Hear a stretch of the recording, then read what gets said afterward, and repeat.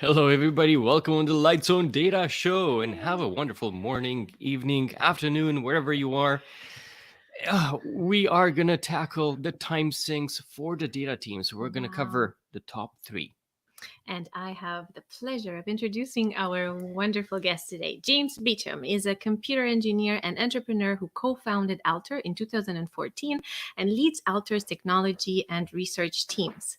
Previously, James worked at an algorithmic options trading platform, pioneering ultra-low latency approaches to inline data security with the now founding team of ALTR.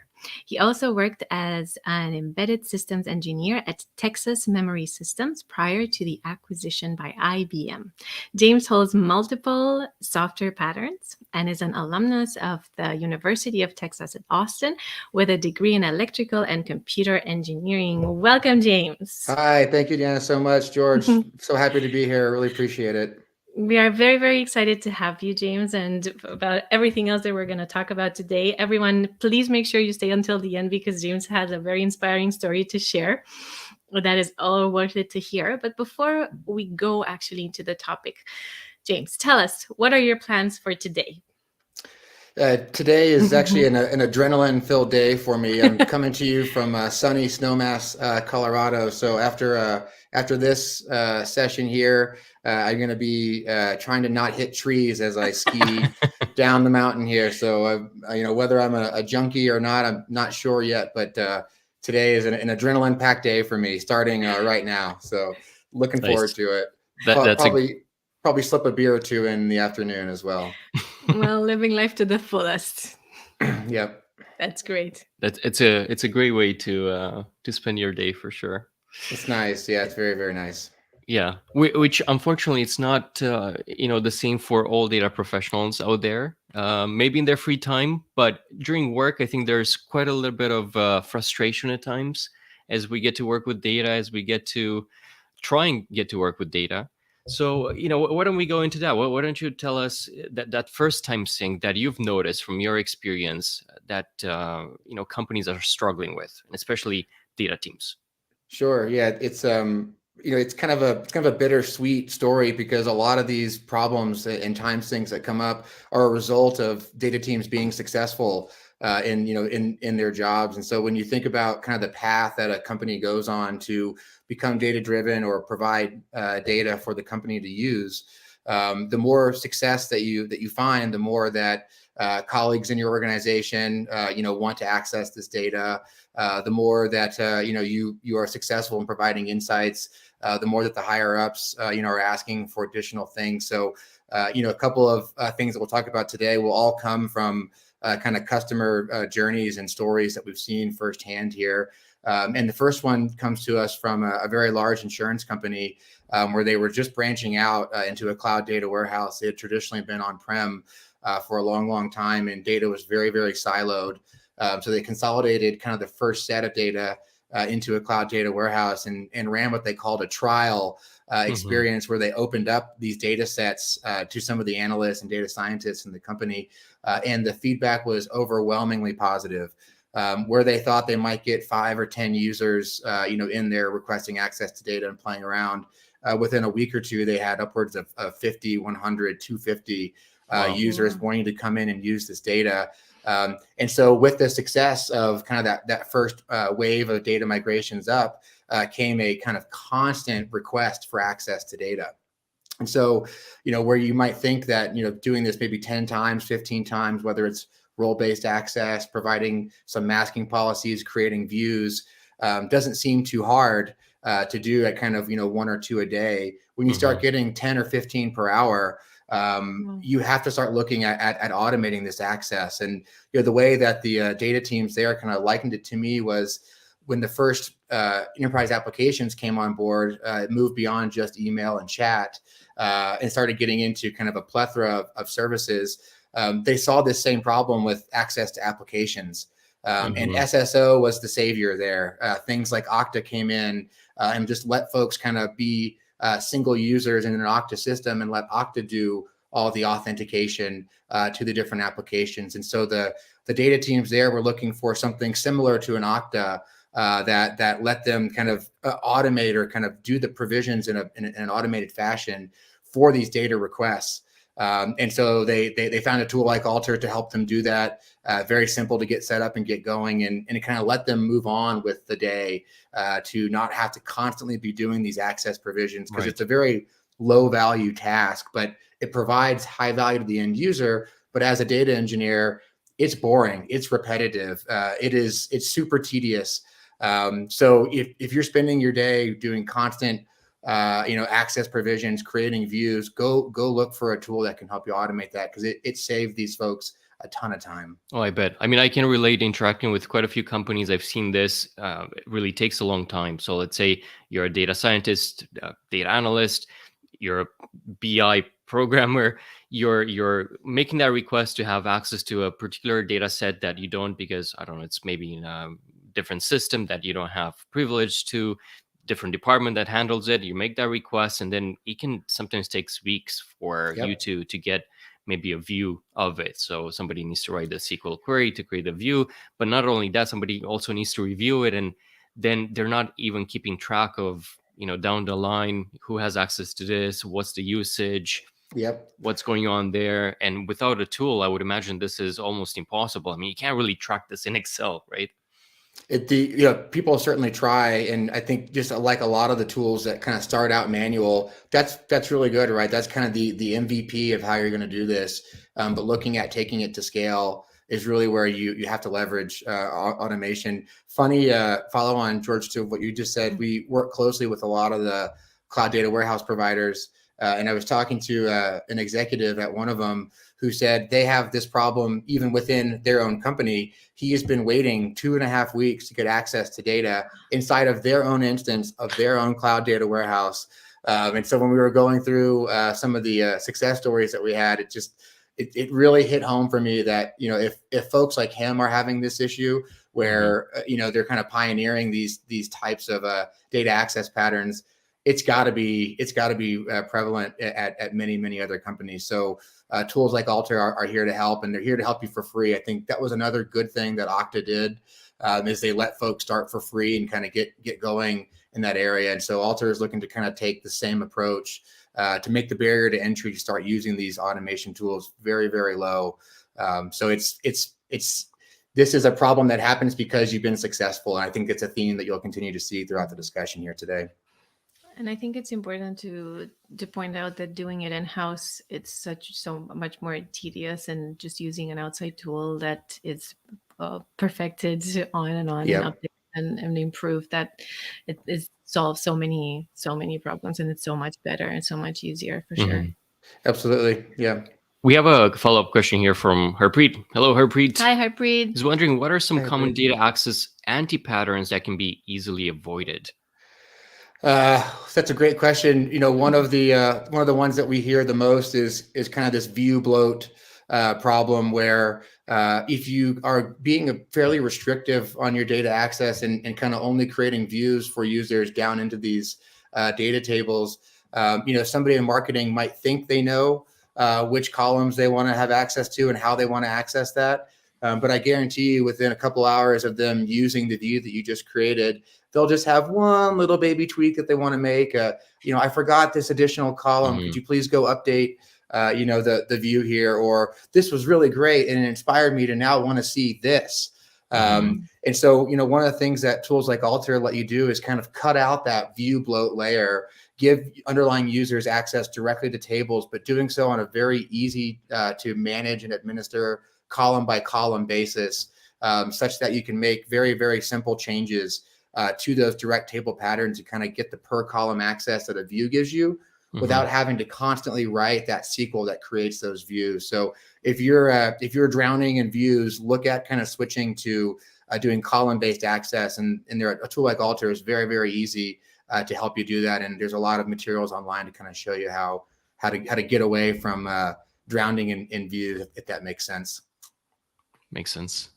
Yeah. Thank you. Just want to also say hello to everybody that joined us, and hi, Scott Taylor, and who do we have here? Prashant, and LinkedIn user who is pumped. He's pumped, yeah, or she's pumped.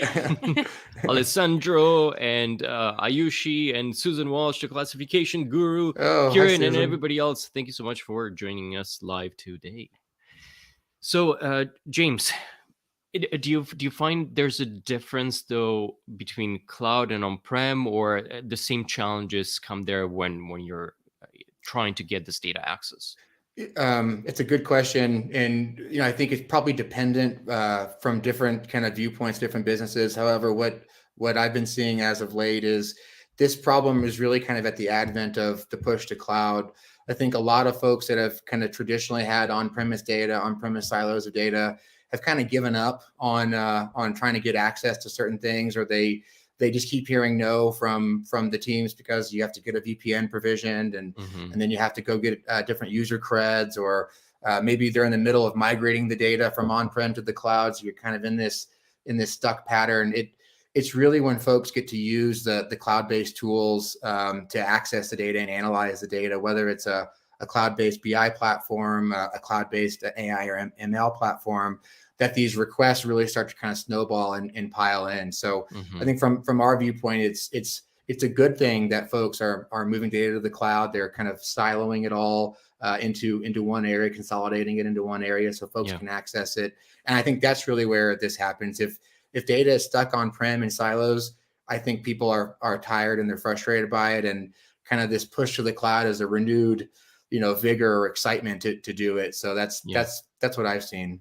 And do you see that as the trend? More and more companies are going to the cloud because it's cheaper and it's scalable. And yeah, it's all those things. I think the innovation and the investment and tooling around cloud data and cloud data migration and access is way outpacing anything that's still happening in the on-premise world.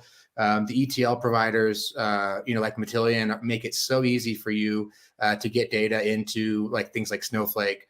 The tools like DBT make it very easy for you to manipulate that schema once it's inside of Snowflake.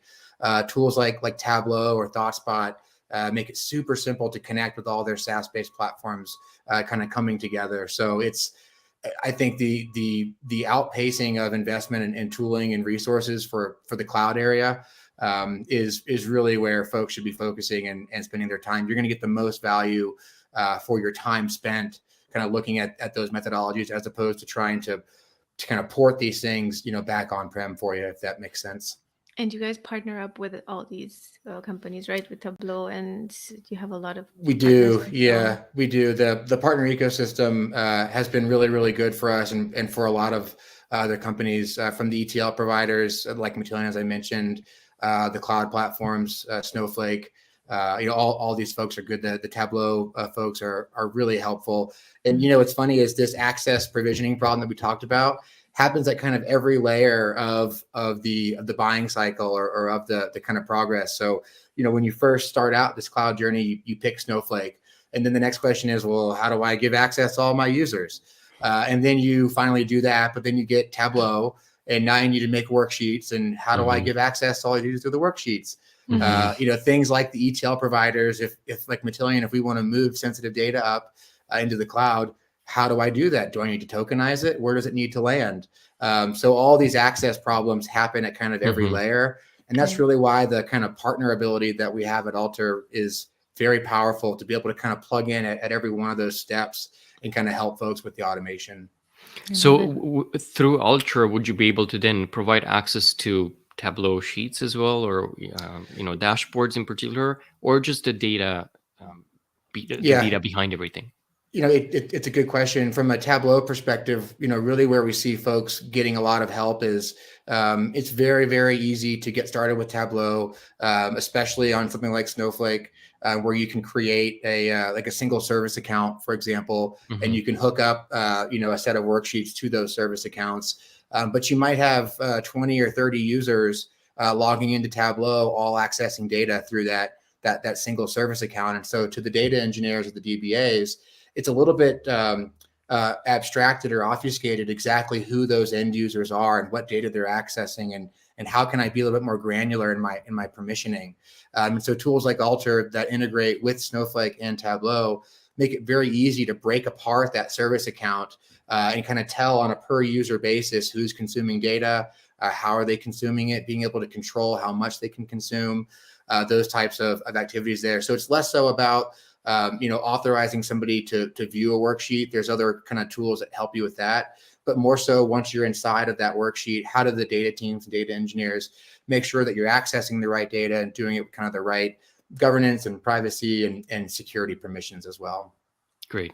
And I guess similar to Power BI, as Mihaela is wondering here, it's like in a similar fashion to what we just talked about, Tableau. Correct. Yes. Some of the tools are very different. Things like Looker, for example, are a little bit closer to what Tableau lets you do on a per user basis. I think Power BI has some of the similar features, but I think that was Mihaela that asked that question. We can follow up with you afterwards here and just make sure you get a clear answer. But the answer is yes. The BI tools are kind of have heard the request to kind of break down these per user accesses to the service accounts and provide businesses with tools to kind of help get that visibility and control in there. So it's a good time to be in privacy and governance for data, because the market and the partners are really here to help you. Right. And we have a very good question here from Harpreet. So is ALTR like a security layer for data? It's a good, Harpreet, thank you for asking. It's a great question. We see ourselves as kind of a single holistic layer that can kind of help you throughout the entire life cycle of your data journey, from being able to know your data, things like classification, consumption intelligence, being able to see who's accessing data and provide you very detailed records, to then let you move into controlling that access to data. So things like role-based access control, attribute-based access, doing things like masking policies.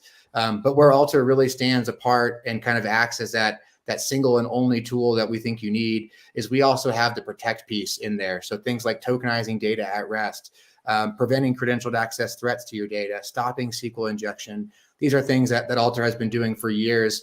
If you remember back in the bio, where the ALTR founding team came together was from a Wall Street concern, where we had to secure data in a very, very meaningful way, and it had to be quick. One of the things that we found with a lot of the years that we have in the security space is everybody wants security, but nobody wants to wait for it. And so if the security tools that you're implementing, slow down the access to data, people will ultimately turn it off or go around you.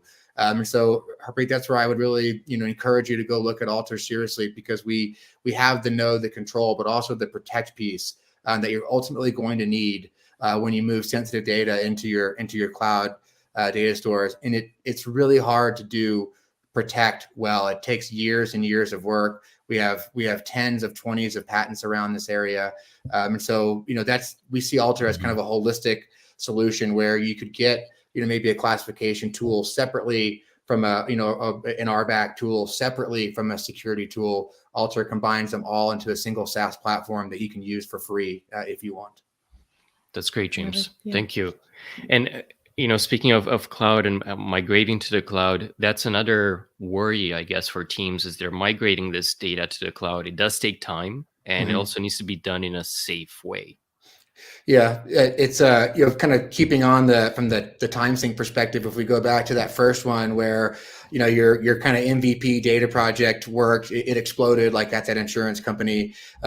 So then they went to invest in themselves to help themselves get better and more automated. They went out and they got schema manipulation tools, things like DBT, to kind of help move data around within the cloud data warehouse faster. But what they ended up finding was that having those access policies, the masking policies, some of the security policies that they had to do previously manually, now that they've automated those for that first layer, as they're moving data around these and changing schemas very quickly, they're realizing that they have to also automate the policy over those changes as well. If you move sensitive data that has a certain access policy from one table and one schema to a different table and a different schema, compliance and privacy and security are going to mandate that policy go with it.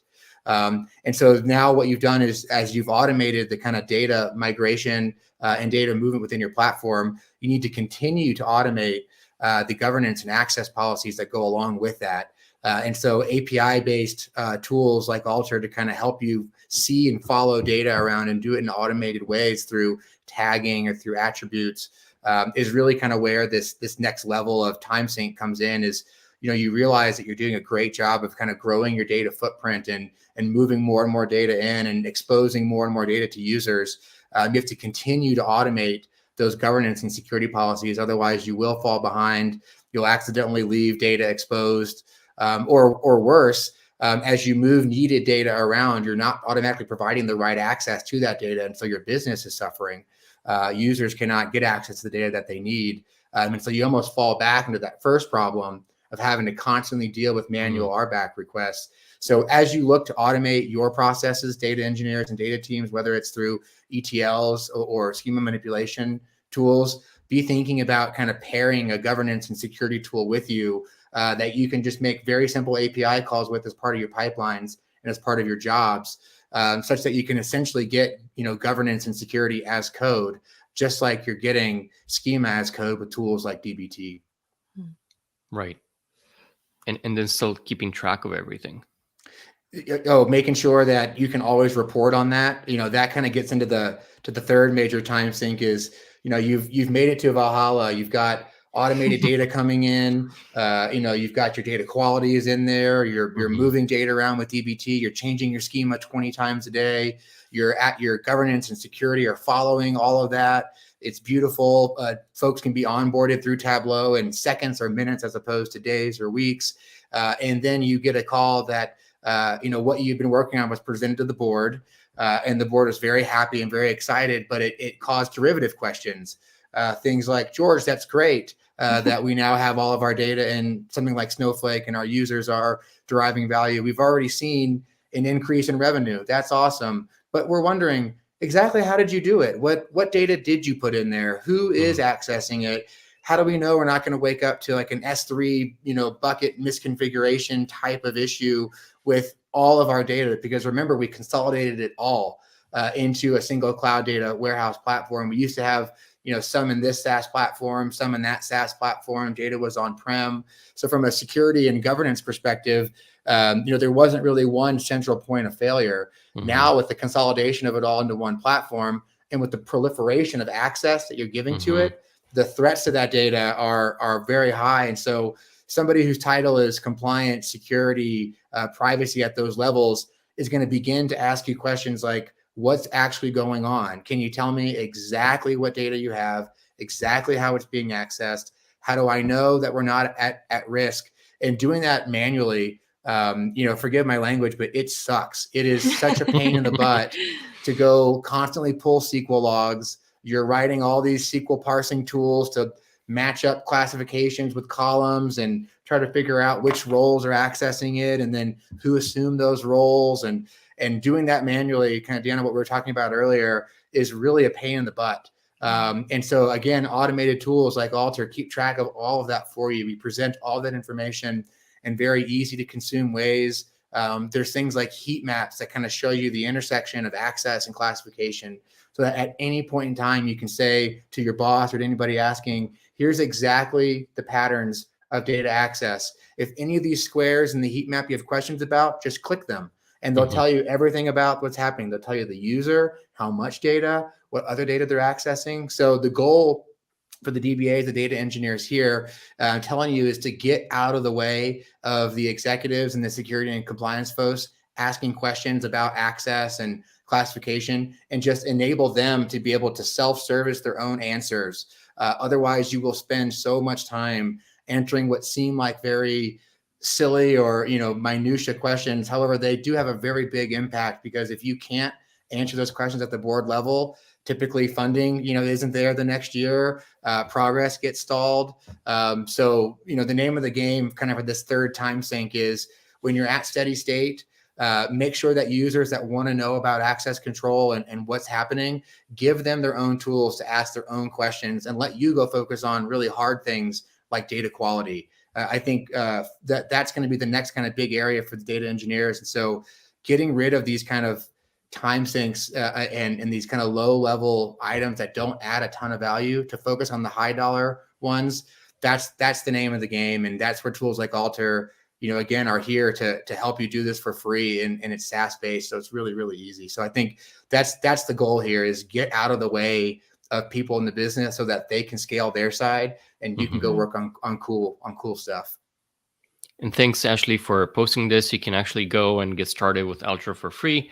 Go to get.alter.com/free. Simple as that. Yeah. Wonderful. I have a question regarding the organizations that come to you. So what do you notice any patterns in their maybe size or their industry or their challenges? Yeah, it's interesting actually. You might think that financial services and retail CPG are kind of the only ones that we see or that we talk to from a governance, security, and compliance perspective, and that is true. Those organizations probably do make up the majority of the ALTR interactions and ALTR customers. However, I think the idea of a business being data driven with kind of the goal, really simple goal of either making more money or spending less money on what they're currently delivering to customers, right? That's the goal of being a data driven entity. We're seeing this come across everywhere. Companies of all sizes are now getting started with platforms like Snowflake because they're so easy. Maybe folks that used to never collect information that now have a very easy place to put it. I mentioned earlier the investment in kind of the tooling for these cloud data platforms. If you're using SaaS-based ERP tools or any of the online shopping things like Shopify or any of those other stuff, where maybe you're selling things like hearing devices, or you're a new analytics platform that's helping customers analyze their Zoom transcripts to kind of make meetings more efficiently. Tools like Matillion can really help you get data into Snowflake easily, and you can begin to analyze it right away. So I think a byproduct of the investment in a lot of this tooling, a lot of this automation, is helping smaller companies that maybe aren't in the traditional, again, finance, healthcare, retail, CPG, break into these spaces. And a lot of them really have a focus on being free to get started. I think that's the one thing that these smaller companies really like. We have a number of companies that are using ALTR solution for free, and they'll probably use it for free forever because it's really all they need. They don't have large data volumes. They don't have tens of thousands of users, but they do need to be able to understand what data they have and be able to provide access to the data very easily. So this idea of being data driven and all the wonderful marketing that teams like Snowflake do, I think makes it desirable for companies of all sizes. And so it's really kind of cool to see this is not limited to kind of the high dollar, high end, New York based firms. This is happening everywhere. Yeah. And do you see that, companies are realizing the need for such a tool after they keep on growing their data sphere, and they keep on adding more data layers and just granting more permissions and trying to keep track of it? Or, they're realizing from the early on, hey, we have to grow. We have these needs. We should, be proactive and adopt a tool like ALTR first. I think it's part of the reason why I was excited to come here and talk about these time sinks is we need to get the word out that some of these problems are coming down the road for you, and you do need to kind of shift left your thinking of when to incorporate these. There are certainly the thought leaders out there, and we have some great ones as customers here at ALTR that kind of recognized early on that they will have these problems, whether it's because they are at a larger financial service institution, and so they know these questions will get asked eventually, or they've had the problems before at previous companies, and so now that they're at a new one, starting over from scratch, they're trying to avoid some of the pitfalls that they hit earlier. But I think the mindset still right now today is to kind of look at security and governance maybe later on in the stages. But what I'm here to tell you is, if you are thinking that way because you think security slows down your applications, it's too complicated to install and use, you have to learn a new YAML language or Ranger or anything like that at all, or you think it's expensive, tools like ALTR are directly assaulting those problems. As I mentioned before, security can be fast. Just look at what we've done in the past for options trading platforms that we did previously. Tools can be easy to use. Everything that we do in ALTR is GUI based, or you could use a very simple REST API.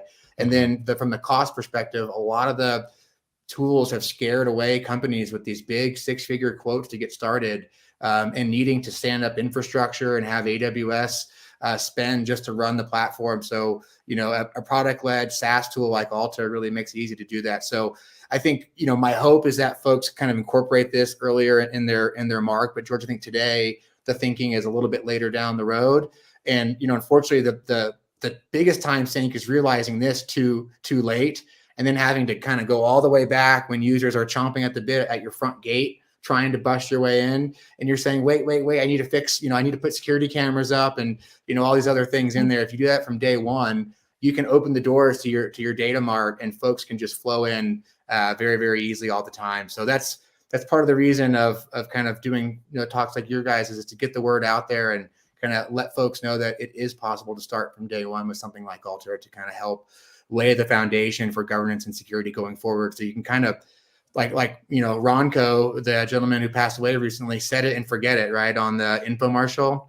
Mm-hmm. Remember, George and Janet, I told you I can't help but remember all the jingles and things. And so Ronco was the rotisserie cooker, and his slogan was set it and forget it.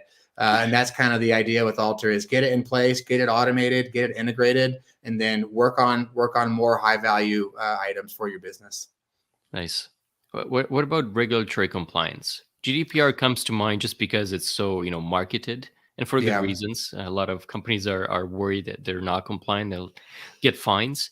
But it is a challenge for companies to know where all their data is, what type of data they're tracking, is it obfuscated or not? Would ALTR help with any of that? Yeah, certainly. And, I'd be lying if I told you that ALTR is your one-stop shop for a GDPR compliance or a CCPA, compliance there. It takes a whole host of tools, processes, people, to kind of comply with these regulations and privacy rules. So what I would tell you is, there's areas inside of each of these regulations that talk about kind of every layer of ALTR, the know, the control, and the protect. So being able to identify and understand where sensitive or regulated data is very quickly in an automated fashion, that's going to help you build that base towards compliance.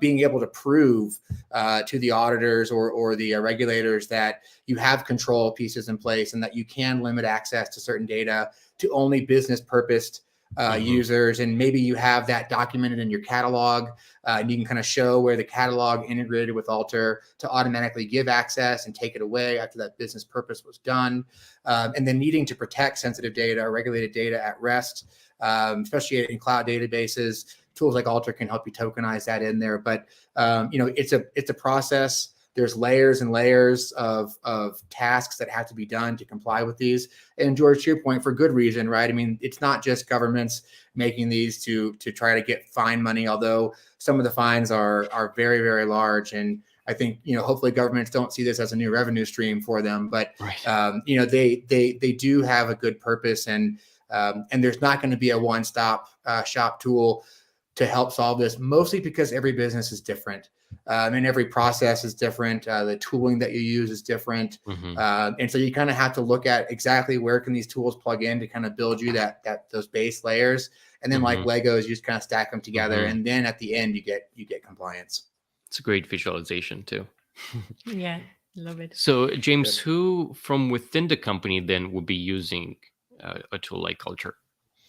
Yeah, we look at it as the folks that are hands-on keyboards, those ninjas that are constantly kind of logging directly into the databases, logging into the data movement tools.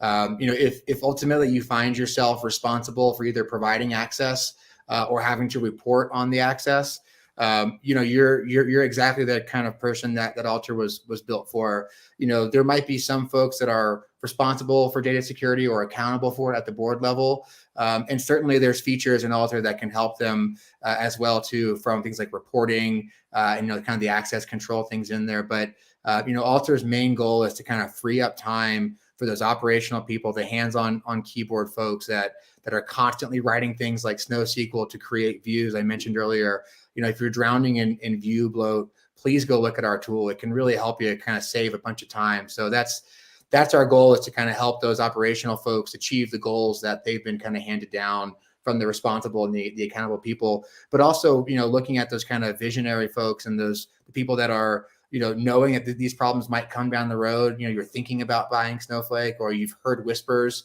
of a cloud data warehouse. go out and try it now. You can sign up for free. You can go get a free Snowflake account, a free ALTR account, and kind of see how this is going to plug in for you there. So I think, George, that's our big kind of target is if you're spending hours typing all day, doing things that seem, routine and you love to automate tasks within your business and your life, that's who this is for. It's to really help you. Thank you. And so we have a follow-up here from Harpreet. He's wondering, could machine learning practitioners benefit from ALTR, or is the primary value proposition for analysts? Yeah, Harpreet, it's a good question. I think, when I think about the machine learning tactics, some of the kind of ideas of like responsible AI and responsible ML start popping up. I think from an analyst perspective, with the human element versus the machine element, there's kind of different threats or different reasons to kind of be concerned. Certainly exposing information to humans is a big item. That's where ALTR focuses a lot of its time and features and resources. I think on the machine learning side, something that ALTR can help you with is automating the access for those tools, and then just being able to report on what that access did. This task consumed data from these 4 tables. It looked at this many millions of rows. It did it from this platform. I can tell you that it didn't use other areas. So being able to kind of show a very simple picture that this machine learning algorithm is doing exactly what it's supposed to do. But there's also other tools out there from the machine learning and AI perspective that can help you kind of reduce privacy exposure or other things. There's tools out there like Protopia that really, really helps you kind of limit what those AI and ML platforms should be seeing. And so a tool like that combined with ALTR, I think, kind of gives you a really good foundation. So there are differences between the machine learning and the kind of analytics platforms, but ALTR can really help you kind of on both sides there, if that makes sense. Yeah, it does. Can you share some success stories with some of the customers? Sure. Yeah, we've got one that's really recent. I'll talk about a tokenization one quickly, and then an RBAC one. So from the RBAC perspective, a very large mortgage origination firm is kind of innovating in kind of this in their role-based access control structure. They spent a lot of time designing what the structure needs to look like on paper before ever wanting to implement it directly. They're a Snowflake customer inside of Snowflake. And they selected ALTR to automate and implement this well thought out role-based access structure. What looked like would have been weeks and weeks and months of manual configurations of separating users into different roles, categorizing data into different layers, and then setting kind of static masking and access policies for each of those layers would have been very, very difficult. I'm happy to say that we're kind of in, I think, week 1 or week 2 of this rollout project, and we're way down the road, way further than folks ever thought we could be with this. And so from an automation perspective, makes it very, very easy to do that. So if you think you have too many users, I mean, they have hundreds of databases that they're provisioning access to across thousands and thousands of users. And doing it without automation would have been just a total nightmare. So that's a good success, on the RBAC side. On the tokenization side, we've got a kind of a new upstart in the medical device area. And they were looking at how to provide sensitive medical data access to their analysts without exposing this information to them. But then when the underlying business needed to reach out to those certain folks, how could they know which people needed to be reached out to, but without exposing all that information to the analysts? And so that's where tokenization inside of Snowflake really came to play for them. ALTR was able to very, very quickly tokenize data as part of the ETL process. 90% of the analysts inside this company are actually operating on that tokenized data. They've essentially de-identified the record with tokenization such that all the medical fields are still present for analysis. I mentioned they're in the hearing space. So being able to find different parameters, different medical data points for the analyst, but without seeing that it's James Beecham, really allowed them to kind of open up those data sets to the analysts. And then because tokenization is two-way, unlike something like hashing, which is just one way, when the analyst said, hey, these 3 people need to be reached out to and contacted, the business could reverse those tokens in real time all through Snowflake, all while ALTR was auditing and tracking it. and actually do those reach outs through marketing platforms or direct reach out areas. This happens very, very quickly. It's all automated. It's all in the same platform. It's all delivered through SaaS. So it's nice to kind of see folks get success, very, very quickly. And, what's really cool in both those cases is both of the teams spent a decent amount of time thinking about their problem and kind of writing down the problem on paper and designing what they thought would be the best solution, and then bringing it to us at ALTR and saying, can you help me implement this? And we're just very fortunate to be able to say yes and deliver that for them. So it's really great to see customers think about what is the ideal state for them, because again, every use case is different. And then applying generic automated tools like ALTR to meet those needs. Thanks for sharing that. Ravid of the Ravid Show is mentioning interesting insights. Hey, Ravid. So thanks for sharing that. And Christine is saying that it really sounds like this tool could prevent a data whoops or mistakes that could cost organizations in the future. Yeah, Christine, you're so correct. And if you look at some of the content, I have a war on credentialed access threats. If you go look at the Verizon breach report, which from a security perspective is kind of like my encyclopedia, or it's my my Bible sort of. In the past 7 or 8 years, the credentialed access threats are what continue to plague businesses. And I'm telling you right now, ALTR can stop those for you for free. So please, in 2022, let's make a different threat be the new threat to data, and let's retire credentialed access threats. I'm so sick and tired of hearing about them. Please look at us to help you. I will invest time and resources in stopping this problem. So Christine, you're absolutely correct. We can stop those oopsies. And a lot of them aren't actually oopsies. A lot of them are unfortunately targets of phishing attacks, especially the work from home, where we've come a little bit more lax, I think. And remember, we're giving access to data to more and more people. So every access to data is a risk to the business, and you need to be aware of that. Absolutely. So I can't use the same password for everything? Oh. Yeah, you can if it's sufficiently large and has lots of random in numbers of characters. In fact, NIST is now coming out and saying that password rotations are actually not beneficial anymore, and they're suggesting that folks go with kind of longer term but more strict passwords in there. I think the password rotation plague was just to keep adding a number to the end of your current password. And that's not a good practice. So yeah, Jen, I think as long as your password is sufficiently large with numbers and symbols, you're probably okay. That's good to know. I remember Twitter, I think a few years ago, they had an incident where they discovered credentials hidden in logs. There were some internal server logs. Yeah. I don't know how they got there. I don't know if they knew how they got there. Luckily it was discovered. They, took it out. Yep. But of course, it could have been a big boo-boo. It could have been a big boo-boo. And I think the other thing that's really helpful is password managers. Most of those are also free too. So if you want to just have one password, Deanna, then use that one password for LastPass, and then let LastPass create and control passwords for you, everywhere else. Those tools are very, very effective at kind of preventing things like the credentialed access threats. It's a great tip. Thank you. Yeah. Thank you. Now, I know in the beginning of the show, we've sort of teased your story of, the beginning of James Beecham.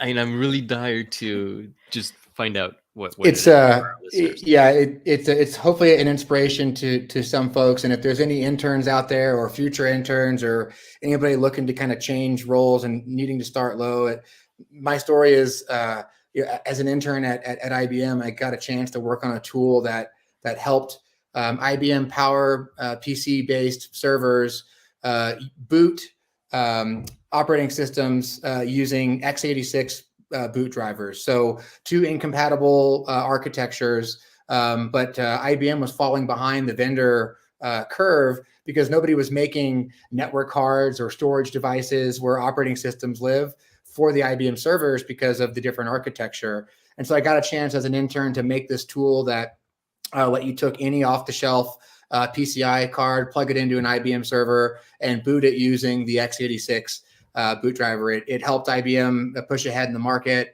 I got to meet the CEO of IBM as an intern, got to file a patent on it. It was a really special summer. So fast forward a year or two, I'm I didn't go work at IBM out of school. I went to go work for a small company in Houston called Texas Memory Systems, which unfortunately, or fortunately, depending on how you look at it, got acquired by IBM a few months after. And one of my colleagues came into my office and said, "Hey, I just got assigned the task of taking Texas Memory Systems made storage devices, either rack-based InfiniBand or Fiber Channel, or PCI slot card storage devices that you could put operating systems on and then load servers that way." And he said, "I just got tasked to take our x86 bootloader for our PCI card and wrap it in this framework thing where I just dropped the binary into this framework. And then I was able to boot Linux on this IBM PC. And I went to go look at the README, and it says made by James Beecham. And he said, 'Is that your tool?' And so I ran over to his office and I looked at it and I said, 'Yes, that is my tool.' So if you're an intern and you're sitting at your desk and you're like, no one's ever going to use this is silly or stupid, don't think that. You never know, especially if you're solving a hard business problem for a company, you never know how that work is going to get picked up. Apparently, an entire team at IBM now owns that tool, and it is still in production today. So it's just a small world, kind of cool thing. So hopefully that inspires folks to keep working hard, keep solving hard problems, and just kind of have fun with what you're doing. Because, fortunately for me, I love firmware. I love drivers. I love hardware. Maybe I'm weird, but just find what you like, be passionate in it, do a really good job with it every day. And you never know what can happen. I love the story. Me too. And I think we all need this type of inspiration, especially on a Friday. Yes, Yeah. Thank you for sharing. Yeah. We should share Ashley's comment, who mentions, so if you found this topic useful, check out our upcoming webinar with Forrester, where we'll cover why you have to know, control, and protect your cloud data from the start. So please access the link and register for this webinar. Please do. Thanks, Ashley. All right. So, James, so what were the top 3 time sinks? Yeah, top 3 are, when you first get started, you're going to be manually doing a lot of RBAC and a lot of access control. So immediately automate that. Get a tool like ALTR in there to help you with that. And then the second area is, as you begin to automate and kind of mature your tooling, you can't lose sight of what you just did in that previous step. So integrate your automation tools with ALTR's APIs, for example, to be able to kind of have governance as code. And then finally, find a way to self-service for compliance and privacy requests of what data is in the cloud data warehouse, who is accessing it, how do we know it's safe, is masking being applied? Find a way to give users self-service access to those things. ALTR has a number of reports and kind of data feeds that you can put into a dashboard for those users so that they stop calling you and asking you that. So it's all about having success in this journey at every level of success with your data migration. You're going to create more problems for yourself. So just get ready to solve those problems before they get there. Awesome. Sounds good. As Christine is mentioning, nice one on automation, James. And Petri is ready for muffin and coffee. That's right. Yeah, for me it's a little bit different. I'm going to do a sandwich and a beer. So that's great. Even better. And that's weird because Petri is from Finland. So, but Perfect. All right. Okay. Well, thank you so much, James, for sharing the 3 top time sinks for data teams and how to mitigate them. And what would be the action items for our listeners and viewers? I think if there's folks that have been watching that are maybe more in the responsible or the accountable type role for these projects, please go sign up for that Forrester webinar with Doug Wick. He heads our product team, so they'll be kind of talking about some of the more high level thoughts about why you need to have know, control, and protect all together. And for some of the more operational hands-on keyboard folks, go to altr.com and sign up and just try it. We're also in Snowflake Partner Connect. So if you're on that database, just click on Partner Connect, click the ALTR tile, and just start using it. We would love your feedback. Nothing is perfect. We can always get better. And so as you're using it, if you think there's ways that we can improve it, or you have another time sink that we haven't thought about yet, please let us know. So I think there's action items for both folks here. Either, again, go attend the webinar, or, I would encourage, more hands-on keyboard people to go sign up and just go use it. Awesome. Yeah. Thank you. Love it. Thank you guys everyone. very much. It's very nice to see you today, and looking forward to coming on again. Likewise. Yeah, I'll be happy to have you on. Time, James. It was really, really nice. Thank you very much for sharing these insights and for, guiding us through this whole process. It was really, really nice. Thank you very much, everyone, for being here. Have a wonderful weekend. Thank you for your support and for your questions and for your energy. Yeah. Everyone. Have a great adrenaline-filled afternoon. Yep, I will. Don't worry. And happy skiing. Yeah. Thank you very much.